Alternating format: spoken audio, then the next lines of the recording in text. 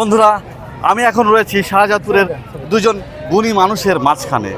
একজন সপ্তবর্ণ মডেল স্কুলের পরিচালক জনাব মঈনুদ্দিন, আর একজন রয়েছেন আমাদের নিরঞ্জন দাদা।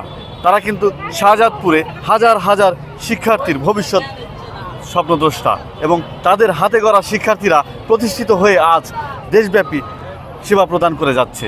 তো এই বিজয়ের লগ্নে আমরা উপস্থিত রয়েছি সপ্তবর্ণ মডেল স্কুলের যে আয়োজনে স্টল রয়েছে, সেই স্টলে উদ্ভাবনী এবং অভিনব এই স্টলটি একটি ইউনিক স্টল হিসেবে পরিচিতি পেয়েছে।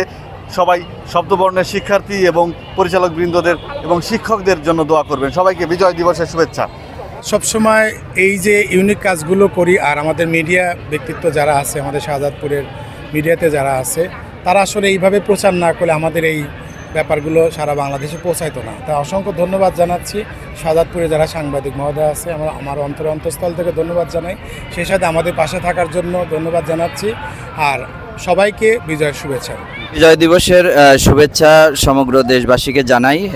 আসলে রাজীব ভাই সহ সাংবাদিক মহল যারা শাহজাদপুরে আছেন, প্রত্যেকেই ওনারা চেষ্টা করেন যে শাহজাদপুর যেন সারা বাংলাদেশে পরিচিতি লাভ করেন। তার মধ্যে আমি বলবো যে রাজীব ভাইয়ের যে প্রত্যাশা নিউজ আছে, সেটিও একটি অন্যতম প্রতিষ্ঠান। এই প্রতিষ্ঠান দিন দিন সমৃদ্ধি লাভ করুক, এটাই আমি আজকের এই বিজয়ের দিনে জানাচ্ছি। ধন্যবাদ সবাইকে, বিজয় দিবসের শুভেচ্ছা।